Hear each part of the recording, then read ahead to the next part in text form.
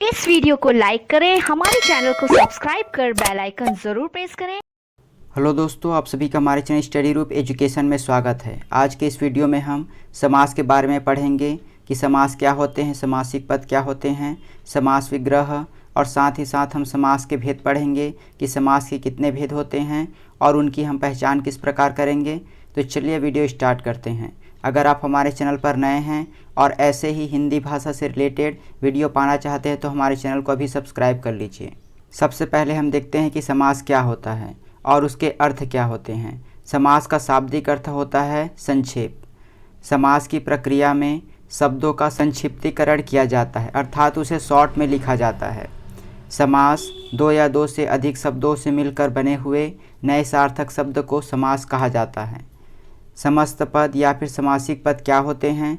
तो समाज के नियमों से बना शब्द समस्त पद या फिर समासिक शब्द कहलाता है। जो शब्द समास के नियमों के द्वारा बने होते हैं उसे ही समासिक शब्द या फिर समस्त पद कहते हैं।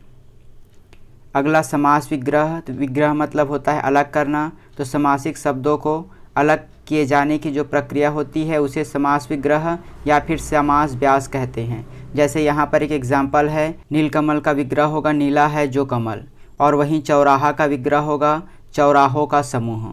तो यहाँ पर देखिए, यहाँ पर विग्रह मतलब अलग करने की प्रक्रिया है, और इसे अगर शॉर्ट में आप लिखोगे तो चार राहों के समूह को आप लिख सकते हो चौराहा।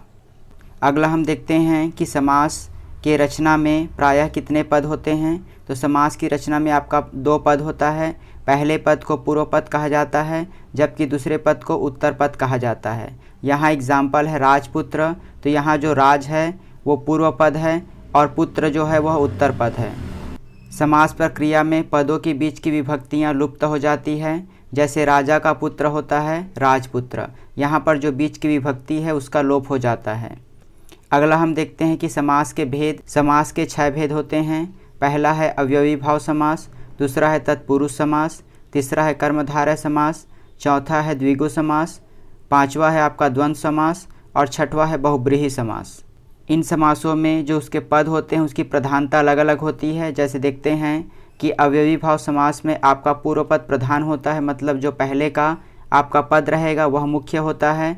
तत्पुरुष समास, कर्मधारय और द्विगु समास में आपका उत्तर पद प्रधान होते हैं, जबकि द्वंद्व समास में आपके दोनों पद प्रधान होते हैं और बहुब्रीहि समास में आपके दोनों पद अप्रधान होते हैं। बहुब्रीहि समास में कोई तीसरा अर्थ प्रधान होता है।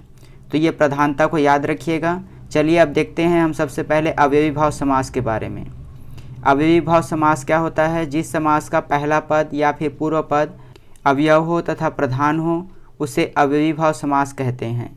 अवयव मतलब होता है जो शुरू का पद, जैसे यहाँ पर देखिए अनु, आ, प्रति, भर, यथा, यावत, हर, ये सब आपके पहचान के तरीके हैं। इन सभी शब्दों को आप याद रख लीजिए, इन उपसर्गों को।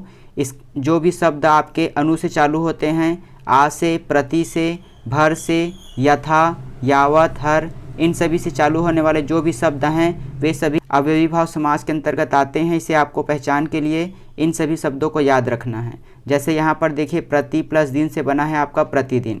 यहाँ पर पूर्व पद प्रधान है, और प्रतिदिन को अगर आपसे पूछे कि इसमें कौन सा समास है तो यहाँ पर देखिए प्रति लिखा है, मतलब यह अवयवी भाव समास है। दूसरा है आ प्लस जन्म से बना है आपका आजन्म। इसका आपका अर्थ होता है जन्म से लेकर। यहाँ पर आ लगा है तो ये आप देख सकते हैं आ यहाँ पर भी है। अगला है यथा संभव। तो इसका होता है आपका यथा प्लस संभव, जैसा संभव हो। अनु प्लस रूप। तो इसका होता है आपका अनुरूप, रूप के योग्य। तो यहाँ पर अनु है, यथा है, आ है, प्रति है। तो इन सभी शब्दों को आप याद रखोगे तो आप अवयवी भाव समास को आसानी से पहचान सकते हो। अगला है आपका तत्पुरुष समास। जिस समास में बाद का अथवा उत्तर पद प्रधान होता है उसे तत्पुरुष समास कहा जाता है।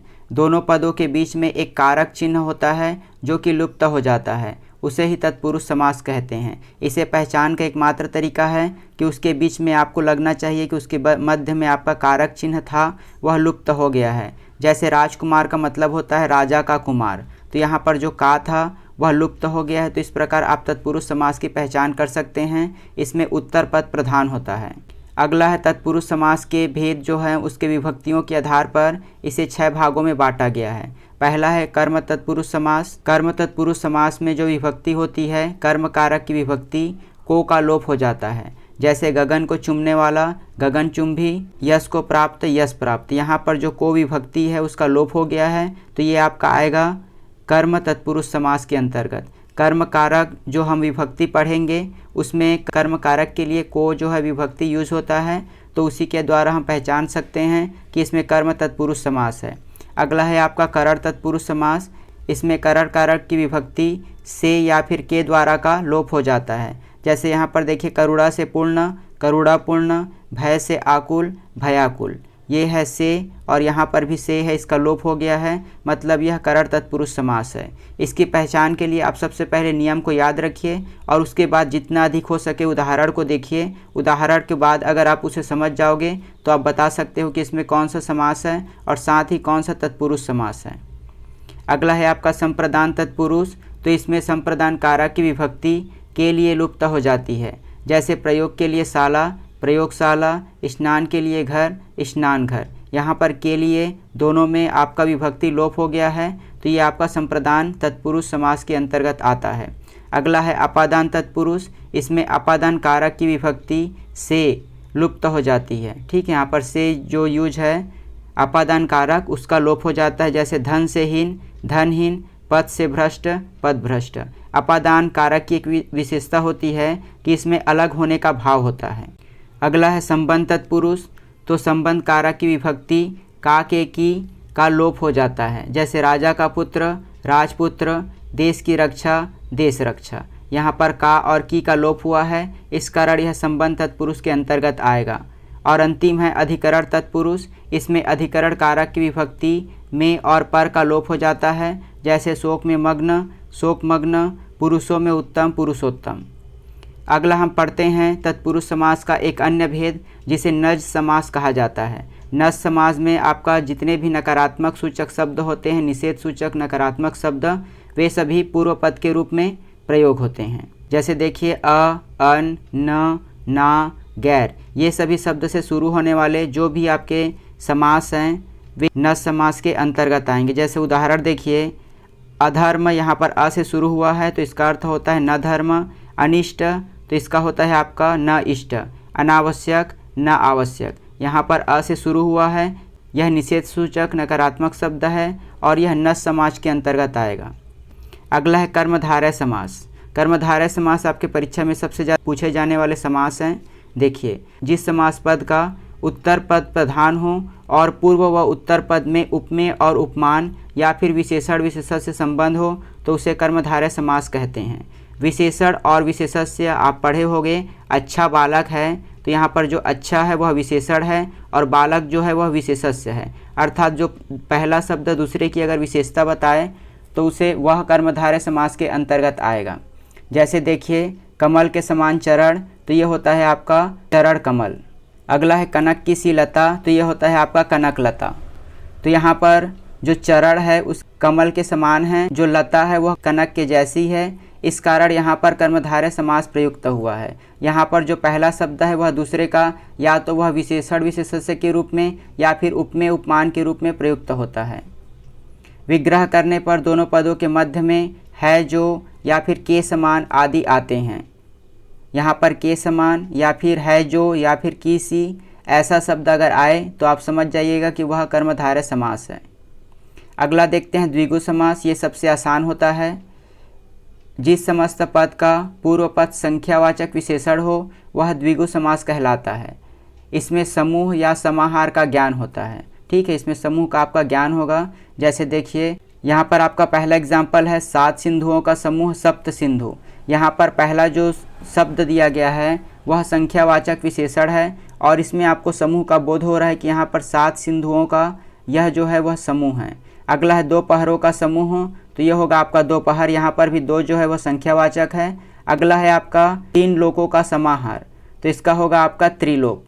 अगर पहला जो है संख्यावाचक विशेषण हो तो वह द्विगु समास के अंतर्गत आता है। ये सबसे आपका आसान होता है। अगला है आपका द्वंद्व समास। जिस समस्त पद में दोनों पद प्रधान होते हैं और विग्रह करते समय और अथवा या एवं आदि लगता हो तो वह द्वंद्व समास कहलाता है। दोनों पदों के बीच प्रायः योजक चिन्ह का प्रयोग होता है। यहाँ पर एक लकीर जैसा आपका चिन्ह दिखेगा, इसे योजक चिन्ह कहा जाता है और इसमें और, अथवा, या और एवं शब्द प्रयुक्त होता है। जैसे नदी और नाला तो इसका होता है नदी नाला, राजा और प्रजा तो राजा प्रजा, भाई बहन, माता पिता, ये सब आपके द्वंद्व समास के उदाहरण हैं जिसमें दो शब्द आपस में योजक चिन्ह के द्वारा जुड़े होते हैं और उनके मध्य में और, या, अथवा और एवं शब्द लगे होते हैं। अंतिम है आपका बहुब्रीहि समास। जिस समस्त पद में कोई पद प्रधान नहीं होता है और दोनों पद मिलकर किसी तीसरे अर्थ की ओर संकेत करते हैं तो उसे कहा जाता है आपका बहुब्रीहि समास। इन सभी समासों को आप पहले समझ लीजिए, उसके बाद जितना अधिक उदाहरण हो सके एग्जाम्पल उसे देखिए। नीलकंठ का होता है आपका नील है कंठ जिसका अर्थात शिव, ठीक है। ये जो है नीलकंठ यहाँ पर दिया गया है और ये किसी तीसरे जो शिव भगवान हैं उसे प्रदर्शित कर रहे हैं, उनकी ओर संकेत कर रहा है। अगला है आपका लंबा है उदर जिसका अर्थात लंबोदर, और यह किसी तीसरे अर्थात गणेश भगवान को प्रदर्शित कर रहा है। जो भी देवी देवताओं के नाम हैं वे सभी बहुब्रीहि समास के अंतर्गत आते हैं। तो आज के लिए बस इतना ही। ऐसे ही और वीडियो पाने के लिए हमारे चैनल को सब्सक्राइब कीजिए। धन्यवाद।